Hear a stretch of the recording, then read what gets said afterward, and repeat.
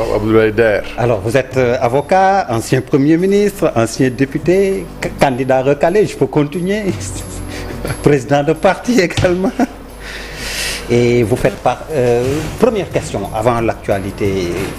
Vous faites partie du collectif des recalés, des candidats recalés qui contestent leur invalidation? Oui, je conteste l'invalidation de ma candidature, mais je ne fais malheureusement pas partie de ce collectif-là parce que je n'ai pas été saisi. Je n'ai pas été invité à participer à ce collectif.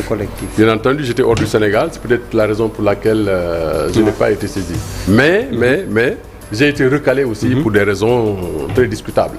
Voilà. On va en reparler. On commence d'abord par l'actualité, cette actualité, avec la commission d'enquête parlementaire constituée.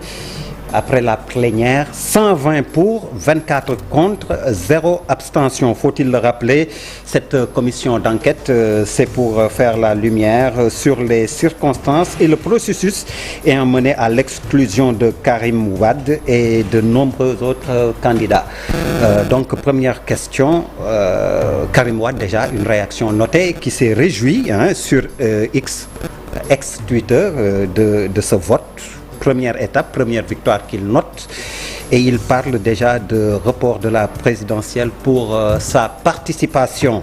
Alors, comme je l'ai si bien dit, la commission a été votée. Alors, quelle est votre réaction? Je voudrais vous remercier de l'occasion que vous me donnez de traiter de ces questions d'actualité. D'abord, la mise en place de cette commission d'enquête parlementaire qui a été mise en place en violation flagrante de la Constitution. Et je veux être clair. Les pouvoirs au Sénégal sont séparés. On ne peut pas, sous prétexte d'irrégularité dans le processus électoral, demander à une Assemblée nationale de mettre en place une commission d'enquête pour entendre des magistrats. Ça, c'est irrégulier. La discipline des magistrats est organisée. Les magistrats, comme les avocats, sont des justiciables peu ordinaires. S'il était établi qu'un magistrat membre du Conseil constitutionnel était coupable d'une faute pénale qualifiée de flagrant délit, eh bien, ce ne sera pas une juridiction ordinaire pour qui les jugerait, mais le cas est prévu par la Constitution et par même le texte qui organise la discipline des magistrats, le Conseil supérieur de la magistrature. Deux membres du Conseil constitutionnel. Seul le Conseil constitutionnel peut juger un de ses membres. Seul le Conseil constitutionnel. Ça, cela résulte de l'article 93 de la Constitution. Mais là, est-ce que ça ne pose pas de problème également? Vous savez, que ce soit eux-mêmes qui s'auto-jugent. Oui, mais attendez, un juge, c'est un juge. Oui. Un juge restera un juge. Mais c'est la loi qui leur a donné ce privilège de juridiction. N'est-ce pas? Je pense donc que le candidat en question, M. Karim Meïssa Wade, aurait pu saisir le Conseil constitutionnel. S'il a des preuves à l'appui de sa requête, je ne crois pas que le Conseil constitutionnel aurait fui ses responsabilités. Mais de là à saisir une commission d'enquête parlementaire, je pense que c'est un peu trop. C'est essayer d'inventer une crise institutionnelle qui n'en est pas une. Alors, vous parlez de séparation de pouvoir, mais je cite le député Seydou Diouf, par exemple, qui dit que c'est justement la Constitution qui leur permet de le faire dans le cadre d'une demande de mise en place d'une commission d'enquête parlementaire. Et cette même Constitution qui confère des pouvoirs au Conseil constitutionnel, au législatif et à tout pouvoir judiciaire. Il est député, il respecte sa fonction, donc dans cette logique, il exige qu'on respecte les autres dans leur fonction et qu'ils ne transigent pas avec cela. Et c'est au nom de quoi et de quel prisme il demande cette commission. C'est bien beau de théoriser tout cela. Et si les magistrats visés refusent de se laisser entendre par la commission, qu'est-ce qui se passerait? C'est à la limite comme le serpent qui se mordrait sa queue. Mais non. Voyez-vous, c'est l'article 48 du règlement intérieur de l'Assemblée nationale qui prévoit la mise en place de ces commissions. Mais le statut des magistrats est régi par une autre loi organique. Et mieux, c'est l'article 93 de la Constitution qui parle de sanctions en cas de faute d'un magistrat du Conseil constitutionnel. Et la Constitution est quand même au-dessus de toutes les lois. Je pense donc qu'il faut savoir raison garder. Il faut savoir raison garder. Il ne faut pas inventer des crises institutionnelles qui n'existent pas. Si un candidat n'est pas content, il est vrai comme moi, j'ai de bonnes raisons de remettre en cause la décision du Conseil constitutionnel. Parce qu'ils ont parlé de documents scellés, il n'y a jamais eu de scellé. Tous les candidats sont unanimes à reconnaître que chaque fois qu'un mandataire est arrivé au Conseil constitutionnel, il n'a pas vu l'ombre d'un magistrat. Ces interlocuteurs étaient le greffier en chef du Conseil constitutionnel et les informaticiens qui prenaient la clé USB et qui la reproduisaient sur la machine. C'est ça, c'est un document. Or, dans la décision que nous tous nous avons, il est clairement dit que les documents produits étaient scellés. C'est pas vrai, c'est faux. Mais alors, en républicain, je ne peux pas me mettre à ruer sur les brancards. J'ai accepté cette décision-là parce qu'il n'y a pas une autre forme de recours possible. Mais si je vous comprends bien, il y a eu donc des errements informatiques que les juges ont finalement assumés. Donc les errements informatiques ont été assumés par les juges, par les magistrats, parce que la décision du Conseil constitutionnel est signée de tous les 7 sages. La décision est là. Et je vais vous dire, en ce qui me concerne, ils ont pris, pour votre cas, pour mon cas, sur 16 000 et quelques parrains qu'ils m'ont privé, ils ont inversé la date d'expiration de la carte d'identité nationale. Chez nous, la date d'expiration de la carte d'identité, c'est le jour, le mois et l'année. Et là, ils ont mis le mois, le jour et l'année. Pour conclure que 16 000 de mes parrains sont introuvables au fichier des électeurs. Voilà le résultat. Et ils ont validé 40 173 parrains pour moi. Et ils ont déclaré ma candidature invalidée. Voyez-vous? Donc, j'aurais pu, comme tous les autres, ruer sur les brancards. Mais comme la loi elle-même dispose que la décision du Conseil constitutionnel s'impose à tous, s'impose erga omnes, comme on dit. Alors je n'ai pas d'autre recours que, de faire le constat, également, éventuellement, quand le moment arrivera où il y aura un dialogue politique, de dire qu'il faut réformer le système du parrainage. Justement, on constate donc qu'il y a, de manière générale, beaucoup de problèmes dans le processus électoral. Il n'y a que des problèmes sur... Et particulièrement le parrainage, voilà, vous l'avez souligné. Et quel traitement il faut apporter à ces problèmes? Alors, je dois vous répondre en rappelant la formule Wolof. Qu'est-ce qu'on peut faire? Oui, pour le cas d'espèce, oui. Qu'est-ce qu'on peut faire d'autre? Il n'y a pas de moyen d'action. C'est la loi elle-même qui dit qu'il n'y a pas de recours possible contre la décision du Conseil constitutionnel. Justement, c'est ce que le PDS refuse en allant vers cette commission d'enquête parlementaire. Le PDS a le droit. Mais je pense pour se battre au plan politique. Oui, mais je pense qu'il ne faut pas faire un détournement de procédure. On ne peut pas mettre en place une commission d'enquête parlementaire pour enquêter sur des agissements de magistrats. C'est impossible. Les magistrats refuseront et je les soutiendrai. Je dois vous dire, s'agissant de l'un de ces magistrats visés, Cheikh Tidiane Coulibaly, je dois porter témoignage parce que je fais partie des avocats qui étaient à la chambre d'accusation dans l'affaire de Maître Babacar Seye. Quand il rendait un arrêt de non-lieu, il avait fait preuve de beaucoup de courage à l'époque. Je dois aussi porter témoignage pour M. Cheikh Tidiane Coulibaly. À l'époque où on priait les mardis à Sandaga, c'est lui qui relaxait les personnes arrêtées. Et je pense que ce monsieur a fait suffisamment preuve de son indépendance et son intégrité quand il le fallait. Il a été directeur du cabinet de Maître Abdoulaye Wade. Il a été directeur du cabinet de Mame Madior Boye. Cheikh Tidiane Coulibaly, il n'y a pas un avocat ou un magistrat qui puisse dire qu'il a pu, à un moment donné ou à un autre, se rendre coupable d'une faute professionnelle. Alors, c'est dans cette même veine qu'on a enregistré les réactions de l'UMS et du Conseil constitutionnel. Ils ont raison. L'UMS, exactement, oui. C'est l'organisme qui regroupe en son sein tous les magistrats du Sénégal. Donc, qui rappelle que sauf cas de flagrant délit... Mais voilà. Oui. Mais le flagrant délit, nous autres praticiens, nous savons ce que c'est.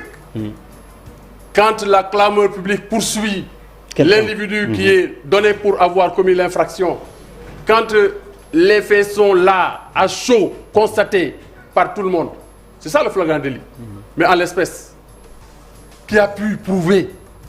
Est-ce que simplement on doit se fier aux desiderata d'un candidat recalé pour jeter l'opprobre et le discrédit sur quelqu'un qui 40 ans après avoir prêté serment comme magistrat? Justement, le PDS dit détenir des preuves qui seront versées et qui sont versées dans le dossier.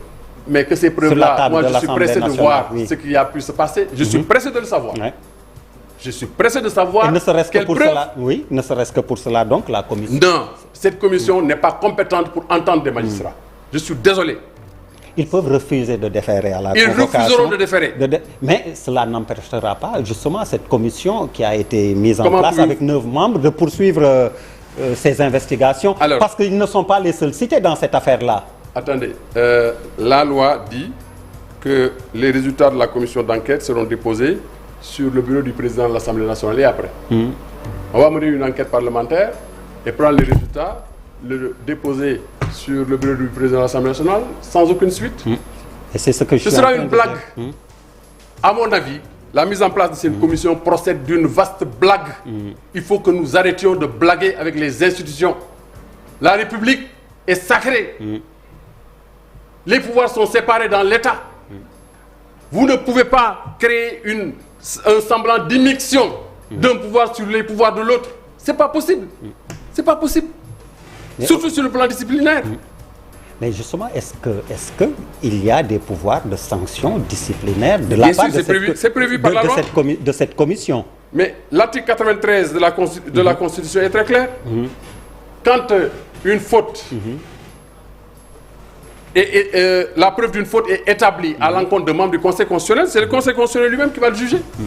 Chez nous, avocats, si un avocat commet une faute, une infraction, mais l'avocat peut être jugé à la fois par l'ordre des avocats, ou bien par la chambre, par une chambre spéciale de la Cour d'appel de Dakar. Voyez-vous? Donc le Conseil constitutionnel peut parfaitement, si le cas est établi, juger l'un de ses membres. Mais justement, faudrait-il encore, comme vous dites, que les preuves soient mises sur la table et à la disposition de... Vous savez, le droit pénal, c'est le droit de la preuve. Il ne s'agit pas simplement de le dire, de reprocher à quelqu'un d'avoir été corrompu ou d'avoir commis une faute pénale. Mais donc, ne serait-ce que pour cela aussi, Maître Souleymane Ndiaye, il faut qu'on soit d'accord aussi que la lumière soit faite sur cette affaire-là. Oui, pour que la lumière soit établie. Oui, comment? C'est le comment maintenant qui pose justement, problème. Il faut passer par ce qui est prévu par la loi. Il ne faut pas contourner la loi. Il ne faut pas chercher à profiter de la loi du nombre. La loi du nombre, c'est on est majoritaire à l'Assemblée nationale, on a besoin des voix du PDS éventuellement quand on sera à l'élection. Donc, on va jouer le jeu du PDS. Ça, ce n'est pas sérieux. Ce n'est pas sérieux. Donc pour vous, tout cela, finalement... C'est de la blague. Ça revient à de la politique politicienne. C'est de la politique politicienne. Ça ne mènera nulle part. Je vous le dis. Et on verra sur une calme. Alors, sur le processus électoral également, le fichier a été plusieurs fois... Mais c'est un peu paradoxal. Vous dites que c'est biaisé aussi, mais on n'essaie pas d'apporter de solution. Moyen d'action. La loi ne me permet pas du tout de me battre contre la décision du Conseil constitutionnel. Donc je me plie à ces décisions-là. Outre le parrainage, vous aviez évoqué le fichier, sa fiabilité et le problème de sa disponibilité également. Là aussi, c'est un problème que vous avez pointé du doigt. Voilà le document qui m'a été remis par le Conseil constitutionnel. De ce document, il résulte que j'ai 40 173 parrains. En dehors des 20 admis. Je suis le premier parmi les recalés à avoir le plus grand nombre de parrains. Mais il y a 16 008 parrains dont on dit qu'ils sont non identifiés au fichier alors qu'ils ont un nom, un prénom, un numéro de carte d'électeur, un numéro de carte d'identité nationale. Comment c'est possible ça? Il aurait fallu mettre à notre disposition le fichier pour qu'on puisse, devant le Conseil constitutionnel, soutenir nos requêtes. Mais devant le Conseil, vous savez ce qui se passe? Personne ne parle. Il n'y a que le président du Conseil constitutionnel qui a le voix. Et quand d'ailleurs le mandataire se met à rechigner, il dit « Policiers, allez foutre le dehors ». Personne ne parle. Mais là aussi, il y a un problème. Oui. C'est 15 jours avant l'élection, du point de vue légal, qu'on met à disposition le fichier. Oui, donc, et le mal a déjà été justement, fait. c'est ce que je suis en train de dire. Là également, il y a problème. Il faut réviser toutes les règles se rattachant au processus électoral de façon démocratique. En parler avec la classe politique. Vous savez, tout ce qu'on est en train de faire là aurait dû être fait 1 an avant. Ils avaient convoqué un dialogue national. Oui. Vous étiez du dialogue? Non.